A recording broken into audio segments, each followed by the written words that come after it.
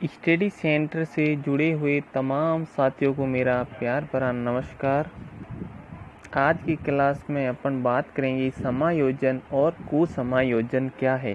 कि समायोजन वो होता है साथियों जो अपनी आवश्यकता और वातावरण के अंदर जो संतुलन बनाए रखता है उसे अपन समायोजन कहते हैं।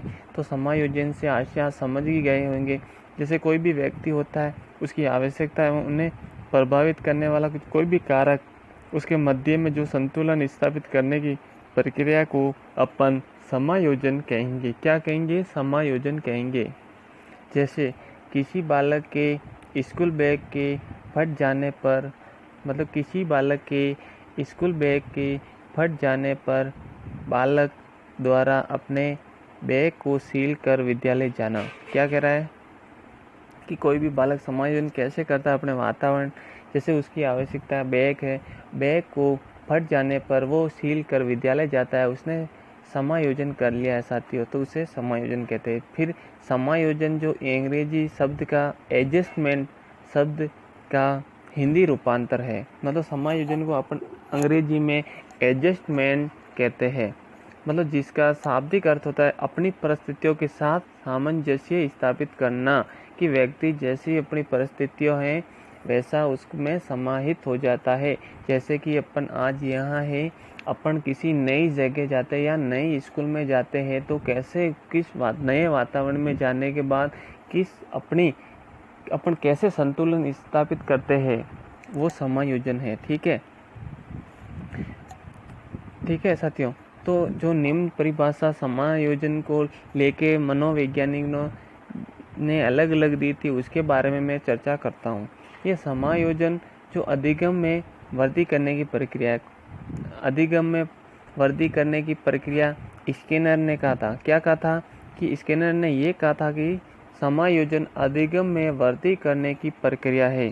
क्या कह रहा है स्किनर ने? बहुत ही अच्छी परिभाषा दी है बंधुओं। जैसे कि उन्होंने कहा था कि जो समायोजन अधिगम में वृद्धि करने की प्रक्रिया है। जो भी अपन अपनी अधिगम जो सीखते हैं, आप सभी को पता है, मैंने बताया था कि अधिगम निरंतर चलने वाली प्रक्रिया। ठीक है, तो उसमें वृद्धि करते रहता है, ये स्किनर का कहना था। फिर लैंगफील्ड एवं वेल्ड के अनुसार व्यक्ति की आवश्यकता एवं उन्हें प्रभावित करने वाले कारकों के मध्य संतुलन स्थापित करने वाली प्रक्रिया समायोजन कहलाता है। क्या कहता है? कि जो व्यक्ति की आवश्यकता एवं उन्हें प्रभावित करने वाले कारकों के मध्य संतुलन स्थापित करने वाली प्रक्रिया समायोजन कहलाता है। ठीक है। फिर आया गेट्स का मानना था कि अपनी आवश्यकताओं की पूर्ति हेतु स्वयं के व्यवहार में परिवर्तन करने की प्रक्रिया समायोजन कहता है। कि गेट्स का ये मानना था समायोजन को लेके, जो अपनी आवश्यकता होगी, व्यक्ति की जो अपनी आवश्यकता होगी उसके व्यवहार में जो बदलाव होगा या उसमें परिवर्तन करने की प्रक्रिया समायोजन होगा। ठीक है। कि नए वातावरण में जाता है बच्चा तो वो अपनी आवश्यकता को, अपने व्यवहार को कैसे परिवर्तन कर लेता है। जैसे कि जब छोटा बच्चा होता बड़ों के सामने जाते ही उसका व्यवहार किस प्रकार का अपन को देखने को मिलता है, तो उसने समायोजन कर दिया कि या कोई छोटा बच्चा अपनी माता के साथ मामा जी के या नाना जी के वहाँ जाता ही है तो अपने व्यवहार में परिवर्तन कर लेता है और अपने घर में रहता है, स्वतंत्र रहता है और सबसे, क्योंकि वो ज़्यादा प्रिय होता है तो वैसे ही वो मस्ती करता है। ठीक है। लेकिन अन्य जगह जाएगा तो वैसा नहीं करेगा क्योंकि उसने वातावरण के अनुसार समायोजन कर दिया है। फिर कॉलमैन का ये मानना था कि समायोजन एक तनाव, संघर्ष एवं समस्याओं से बाहर निकलने की प्रक्रिया है। क्योंकि समायोजन अपन जहाँ नहीं करेंगे वहाँ अपना तनाव बढ़ेगा, स्ट्रेस बढ़ेगा। ठीक है, या डिस्ट्रेस होगा, हमें दुख होगा। फिर संघर्ष होगा, जहाँ अपन तनाव या संघर्ष से, समस्या से बाहर निकलने की प्रक्रिया कहा है, कॉलमैन ने कहा है। ठीक है। कि जो अपन ने जैसे ही एडजस्टमेंट कर दिया तो वहाँ पे अपन को तनाव नहीं होगा और कोई समस्या नहीं होगी। ठीक है। फिर आगे इसी क्रम में मैं बात करता हूँ कि जब व्यक्ति अपनी जो आवश्यकता, जो भी व्यक्ति होता है उसकी आवश्यकता और उनमें प्रभावित करने वाले कारकों के मध्य संतुलित स्थापित नहीं कर पाता है तो व्यक्ति कुसमायोजन हो जाता है। ठीक है, वातावरण के साथ और अपनी आवश्यकताओं के साथ वातावरण के साथ अगर समायोजन नहीं कर पा रहा, नहीं एडजस्ट हो पा रहा, नए वातावरण में समायोजन नहीं कर पा रहा है तो वहाँ पे कुसमायोजन का शिकार हो जाता है, या वो लक्षण कहलाता है कुसमायोजन का। ठीक है, तो आगे मैं आपको बताऊंगा कि संघर्ष या द्वंद, ये पहले भी अपन चर्चा की थी आगे नेक्स्ट टॉपिकों में लिए, लेकिन समायोजन कुसमायोजन को लेके इसमें चर्चा हुई है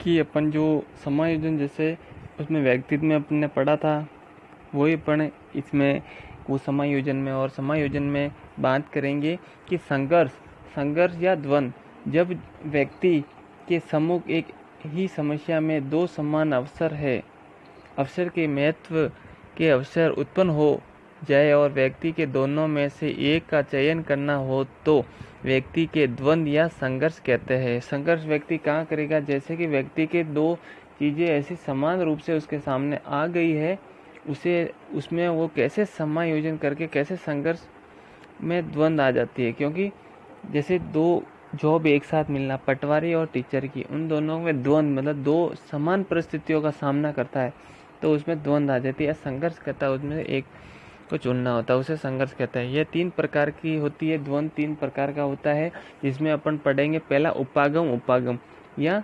धनात्मक या इसे वर्जन या वर्जन भी कह सकते हैं। ठीक है, जैसे पटवारी एवं ग्राम सेवक में से एक साथ चयन होना, ये क्या कहलाएगा, वर्जन या धनात्मक या उपागम। ठीक है, फिर आगे इसी क्रम में बात करते हैं फिर उपागम परिहार, जिसे अपन नकारात्मक सकारात्मक कह सकते हैं, ऋणात्मक धनात्मक कह सकते हैं, या वर्जन या पद्धति कह सकते हैं। इसमें क्या होता है, जैसे कि पीजीटी की नौकरी की पोस्टिंग नागालैंड होना या किसी प्रतिभाशाली बालक का फेल हो जाना। ठीक है, ये उपागम परिहार है, मतलब एक तरफ नेगेटिव है एक तरफ पॉजिटिव है, तो ऐसे होता है। जैसे एक चपड़ासी की डायरेक्ट आईपीएस बनना। ठीक है, तो उन दोनों में से वो कौन सी चॉइस करेगा, आप सभी को पता ही है, जो उससे बेस्ट लगेगी। फिर आगे तीसरा है परिहार, मतलब दोनों तरफ मतलब नकारात्मक होगी, दोनों तरफ से परिस्थिति में काफ़ी दबाव होना किसी चीज़ को लेकर, लेकिन दोनों में से इतना दबाव होना कि एक तो अपन को लेनी ही होगी। जैसे चारों ओर से असफलता रहना, यही अपने परिहार होगा। फिर आगे संघर्ष के बाद अगर दूसरे की बात करें, तनाव स्ट्रेस, मैंने पहले भी आपको पढ़ाया था, लेकिन थोड़े बहुत ऊपरी तरीके से अपन पढ़ रहे हैं, तो इसमें साथ जुड़ा हुआ, इससे रिलेटिव समायोजन को समायोजन में साथ में है ना, इसलिए अपन चर्चा कर रहे हैं कि स्ट्रेस जो तनाव होता है, जो समय परिस्थिति के अनुसार आवश्यकता की पूर्ति न होने पर उत्पन्न क्रिया तनाव कहलाती है। क्या कहलाता है, जो समय परिस्थिति के अनुसार आवश्यकता की पूर्ति न होने पर उत्पन्न क्रिया तनाव कहलाता है। जैसे समय पर नौकरी का न लगना, या समय पर जिस चीज़ की अपन को आवश्यकता है तो वो नहीं मिल पा रही है। एक तो होता है सामाजिक आवश्यकता और एक स्वयं की आवश्यकता। स्वयं की आवश्यकता है कार मिलना, और सामाजिक आवश्यकता घर बनाना। तो वो पे जो अपने इतना मुश्किल से जो पैसे बचाए थे अच्छी कार खरीदने के लिए, कि अचानक घर से फ़ोन आता है अपनी माँ बेटा एक कमरा तो है, एक और बना देते हैं यहाँ पे। जैसे ही माँ ने कहा पैसे मांगे, अपने तनाव आ जाता है। क्योंकि वो जो पैसे तो अपना सपना किया था, तो अपने सपनों को एक तरफ रख के अपने वो समाज का कार्य पूरा करना, तो तनाव आ सकता है। जैसे कि अपने पिता बेटी के ज़्यादा, अपने जो पिता होता है उसकी बेटी के लिए ज़्यादा दहेज मांगना, ये भी एक तनाव है। ठीक है, फिर आगे बढ़ते हैं दबाव में कैसे आता है कि जो सफलता या असफलता या सामाजिक प्रतिष्ठा को बनाए रखने के लिए उत्पन्न क्रिया दबाव कहलाता है। जैसे किसी प्रतियोगी छात्र द्वारा तैयारी करना। ठीक है, दबाव। फिर बगनासा या कुंठा, जो निरंतर प्रयास करने के उपरांत भी जब व्यक्ति को सफलता प्राप्त नहीं होती है तो व्यक्ति निराश से हो जाता है, और मनोविज्ञान में इसी निराशा को अपन बगनासा या कुंठा कहते हैं। ठीक है। जिस अच्छी अगर रीट भगवान ना करे अपन ऐसी तैयारी कर रहे हैं उस एग्ज़ाम में असफल हो जाते हैं ये, तो अपन को भग्नाशय कुंठा होगी। ठीक है घृणा, क्योंकि व्यक्ति भग्नाशय कुंठा के कारण व्यक्ति कार्य करना बंद कर देता है। जैसे 9वीं कक्षा में 4 बार फेल हो जाने के बाद बालक अध्ययन छोड़ देता है। ठीक है, या फिर अंगूर खट्टे हैं, ये भी अपन कह सकते हैं। लोमड़ी नहीं कहती, अंगूर तो खट्टे हैं, बार बार प्रयास करने के बाद भी नहीं। फिर दुश्चिंता, दुश्चिंता में जब व्यक्ति के चेतन मन की कोई इच्छा, मतलब जो दुश्चिंता आती है, जो अपने चेतन मन की कोई इच्छा है वो पूर्ण नहीं होती है, तो वह चेतन मन में चली जाती है। क्या नहीं, अगर अपने कोई चेतन मन में कोई इच्छा है और पूर्ण नहीं हो रही है तो वह अचेतन मन में चली जाती है, उसे अपन याद नहीं कर सकते। ठीक है, परंतु समय के प्रभाव से पुनः अचेतन मन से चेतन मन में आने का प्रयास करे तो उत्पन्न क्रिया दुश्चिंता कहलाती है। अपने मन की विचारों को प्रकट नहीं कर पाना, ठीक है, दुश्चिंता है ना। फिर समायोजन की प्रणालियाँ क्या है, 2 प्रणाली बताई गई है। जैसे कि जो पहली है समायोजन की प्रत्यक्ष प्रणाली, जिसमें समस्या का समाधान करना, कोई भी समस्या होगी उसमें अपन समाधान करेंगे। फिर बाधाओं को दूर करना, फिर संसाधनों में परिवर्तन करना, फिर उद्देश्यों में स्थापना करना, फिर विश्लेषण एवं निर्णय करना। ठीक है। अप्रत्यक्ष प्रणालियाँ, जो दूसरी अप्रत्यक्ष प्रणाली उसमें पर प्रक्षेपण पढ़ेंगे। जो प्रक्षेपण होता है आप परिचित ही है इस सबसे कि अपनी जो असफलताओं का दोष दूसरों पर डालना प्रक्षेपण कहलाता है। प्रक्षेपण यह क्या है, जो अपने असफलता का दोष दूसरों पर डालना प्रक्षेपण कहलाता है। जैसे नाच ना जाने आंगन टेढ़ा, यह एक बालक बूट बूट के रोते हुए यह कहता है कि शिक्षक ने मुझे अच्छा नहीं पढ़ाया। ठीक है, जो अपनी गलती होगी वो दूसरों पर थोपना प्रक्षेपण है। ठीक है। फिर युक्तिकरण या औचित्य स्थापना, किसी उद्देश्य की प्राप्ति न होने पर उद्देश्य में ही कमी बताना, वो मैंने बताया था। युक्तिकरण यानी अंगूर खट्टे है या ऊंची दुकान के फीके पकवान। फिर इसी क्रम में अपन आगे बात करते हैं कि तदात्मीकरण, समायोजन करने हेतु किसी भी प्रतिष्ठा व्यक्ति के साथ संबंध स्थापित कर प्रतिष्ठित व्यक्ति जैसा ही व्यवहार करने की प्रक्रिया तदात्मीकरण कहता है। जैसे कि अपन रोड पे जा रहे हैं और कोई अपन को पुलिस वाला पकड़ देता है या ट्रैफिक पुलिस वाला पकड़ देता है, तो अपन किसका नाम, किसी बड़े व्यक्ति या महान व्यक्ति का नाम लेके छूट जाते हैं कि मैं उसे जानता हूँ, या जबरदस्ती अपनी पहचान उसे जोड़ना। जैसे एमएलए है, आप जानते नहीं हो, सालों हो गए आपने कभी देखा नहीं, लेकिन आप उनका नाम लेके छूट देते हो, उसे तदात्मीकरण कहते हैं। क्या कहते हैं, तदात्मीकरण। ठीक है। फिर आगे विस्थापन। विस्थापन क्या होता है, जो अपने आक्रोश को उस जगह व्यक्त करना जहाँ से पुनः आक्रोश आक्रमण की संभावना ना हो। अपने आक्रोश को उस जगह व्यक्त करना जहाँ पुनः आक्रोश की आक्रमण की अवस्था नहीं हो। जैसे कि सामान्य रूप से विस्थापन कैसे होता है, जो विद्यालय में शिक्षक द्वारा पिटाई करने पर अपन घर पे आकर अपने छोटे भाई बहनों को पिटते हैं या छोटे भाई बहनों को मारते हैं। मतलब जो अपन को पिताजी मार रहे हैं तो छोटे बहन भाई पे गुस्सा निकालना, या अगर पति और पत्नी में झगड़ा हुआ है तो स्कूल में जाके बच्चों को मारना, है कि नहीं। या फिर पति पत्नी का झगड़ा, बच्चों को पीटना। फिर माता पिता के दौरान डांटने पर घर के बाहर बैठे कुत्तों को पत्थर मारना, ये विस्थापन है। मतलब एक जगह हुआ अपने साथ आक्रोश या तो अपन दूसरी जगह निकाल देते हैं, भड़ास निकाल देते हैं। ठीक है, ये विस्थापन कहलाएगा। फिर अपन करते प्रतिगमन। क्या होता है, ये बहुत ही, जो मैं विस्थापन क्या है, ये तदात्मीकरण क्या है, प्रतिगमन क्या है, फिर अपना युक्तिकरण क्या है, ये प्रक्षेपण क्या है, ये जो भी मैं आपको ये शब्द पढ़ा रहा हूँ ना, ये शब्द की चर्चा कर रहे हैं अपन। अभी मनोविज्ञान अपनी समाप्त होने आई है साथियों। ठीक है, और अपन आगे मैं चाहता हूँ कि अपन अच्छे से दोहरान कार्य भी करें। ठीक है, तो क्या आगे तो प्रतिगमन क्या होता है कि प्रतिगमन जो पीछे लौटना, प्रतिगमन यानी पीछे लौटना।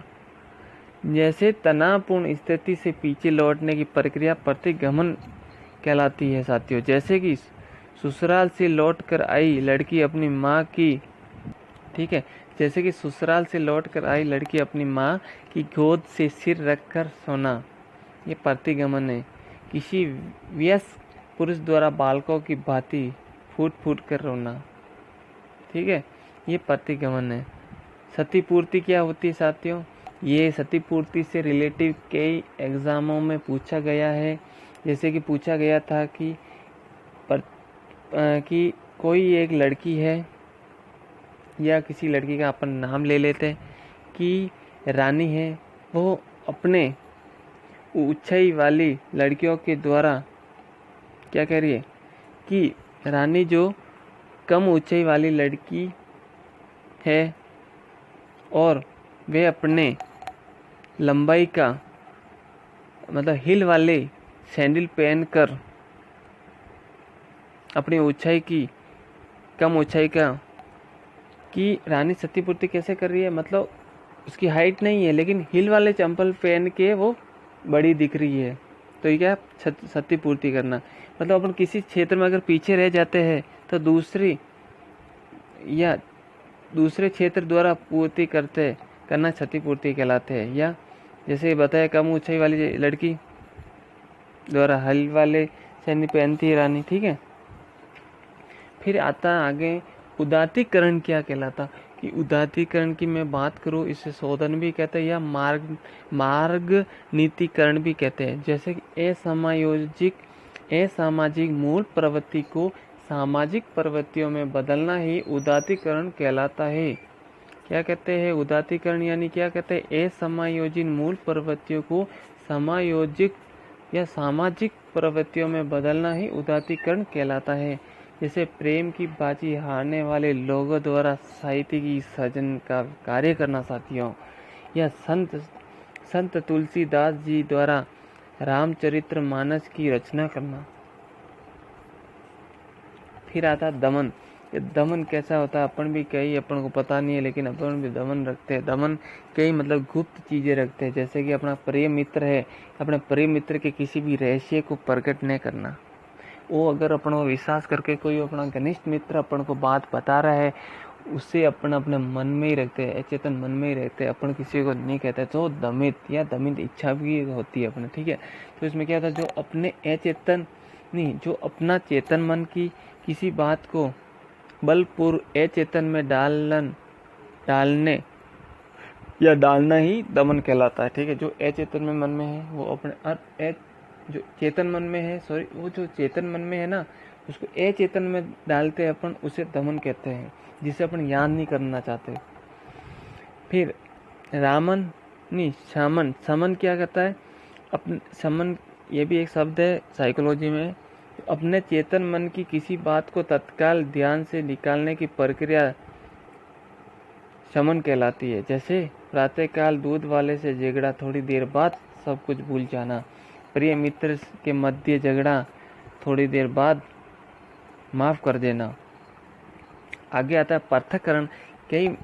पृथक्करण क्या होता है, पृथक्करण का शब्द, ये शब्द में ये बताया गया है कि जो तनावपूर्ण स्थिति से स्वयं को अलग कर देना पृथक्करण कहलाता है। विद्यालय में छात्रों द्वारा परेशान करना तो सीट बदल देना, ये पृथक्करण कहता है। जब अपन को प्रॉब्लम हो रही है उससे अपन अलग हो जाना पृथक्करण कहलाएगा। फिर दिवा स्वप्न। जो दिवा स्वप्न क्या होता है, जब व्यक्ति के चेतन मन की कोई इच्छा पूर्ण नहीं होती है तो कल्पना के मध्य से आंशिक संतुष्टि प्राप्त करना, वो दिवा स्वप्न कहते हैं। दिवा स्वप्न या सपना देखते, जैसे अपन वो नहीं बन पा रहे लेकिन उसके बारे में बस सोचते कि मैं ऐसा वैसा। तो जैसे कि कोई लड़का है और किसी लड़के की अगर उसकी शादी नहीं हो रही है तो वो कल्पना स्वयं की बारात को में नाचता है, ठीक है। या कि फिर आगे बात करते हैं कुसमायोजन। ये कुसमायोजन क्या है, ये अपन इतने देर जो समायोजन की बात कर दी थी, कुसमायोजन के बारे में अपन बात करते हैं। तो अभी समायोजन आपको समझ में आ ही गया होगा। और निम्न जो मैंने मनोवैज्ञानिक शब्द की चर्चा की थी, आपको दमन क्या होता, प्रतिगमन क्या है, क्षतिपूर्ति क्या है, विस्थापन क्या है, तदात्मीकरण क्या होता, पृथक्करण क्या होता, दिव्य स्वप्न क्या होता, दमन क्या होता है और उदात्तीकरण या शोधन क्या होता है, ये अपने बात की थी। ये इन शब्द को आप बार बार सुने और दोहराएं, जिससे कि आप प्रतिगमन क्या होता है, दमन क्या होता है, प्रक्षेपण कैसे कहते हैं, ये सब काफ़ी इम्पोर्टेंट है और मनोविज्ञान में इनका कई रूप में देखा गया। ठीक है, कि कुसमायोजन की बात करूँ तो मैं कुसमायोजन क्या है, जब व्यक्ति अपने आवश्यकताओं एवं उन्हें प्रभावित करने वाले कारकों के मध्य संतुलन स्थापित नहीं कर पाता है। क्या नहीं कर पाता? संतुलन स्थापित नहीं कर पाता, तो व्यक्ति में कुसमायोजन हो जाता है। जैसे मैं सामान्य रूप से अपनी आवश्यकता और वातावरण के साथ संतुलन स्थापित नहीं करना कुसमायोजन है और करना समायोजन है। ठीक है, कुसमायोजन जो अंग्रेजी के मोल एडजस्टमेंट का हिंदी रूपांतर है, जिसका शाब्दिक अर्थ अपनी परिस्थितियों के साथ सामंजस्य स्थापित नहीं करना। मतलब जो भी अपनी परिस्थितियाँ होती है उसके साथ सामंजस्य स्थापित नहीं होता है, उसे अपन कुसमायोजन कहते हैं। तो इनमें अपन परिभाषा की बात करें तो पहली परिभाषा देने वाला स्किनर। तो स्किनर ने क्या कहा है कि जो कुसमायोजन जो होता है ना, वो अधिगम निर्योग्यता को प्रकट करने वाली प्रक्रिया है। क्या है? निर्योग्यता को प्रकट करने वाली प्रक्रिया है, ये स्किनर ने कहा था। फिर आगे की नेक्स्ट परिभाषा में मैं बात करूँ तो गेट्स ने ये कहा था कि कुसमायोजन व्यक्ति के अस्थिर व्यक्तित्व के प्रकट करने वाली प्रक्रिया है।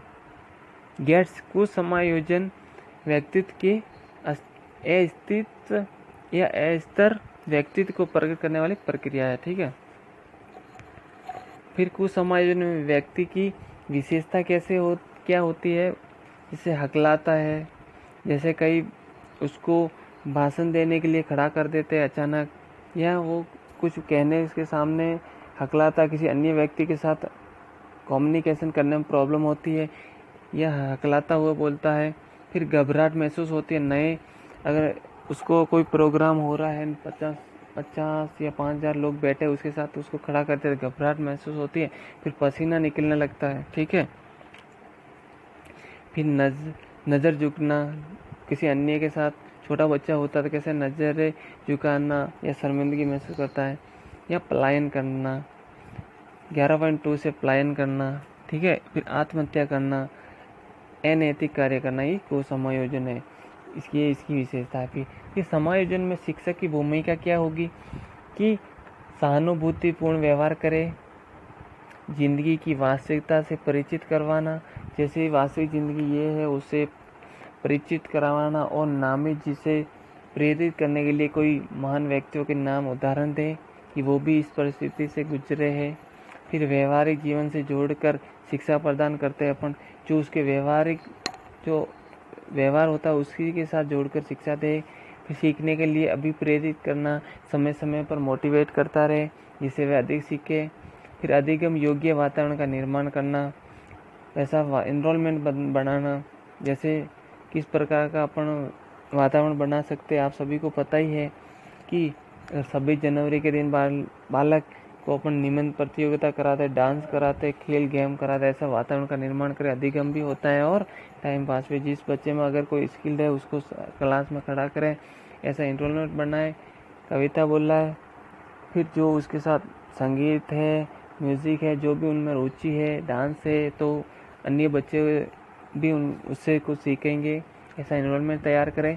फिर व्यक्तिगत निर्देशन एवं परामर्श देना। फिर अलग अलग, जैसे कोई बच्चा है कुसमायोजन नहीं कर पा रहा है या स्कूल से वंचित रह रहा है, तो उसे व्यक्तिगत रूप से दंडित ना करके अलग में उसको परामर्श दे, समझावे, निर्देशन दे। ठीक है, फिर अपन आगे बात करते हैं चिंतन की मतलब क्या है कि समस्या उत्पन्न होने के साथ उत्पन्न होकर समस्या समाप्ति के साथ समाप्त होने वाली मानसिक प्रक्रिया ही चिंतन कहलाता है।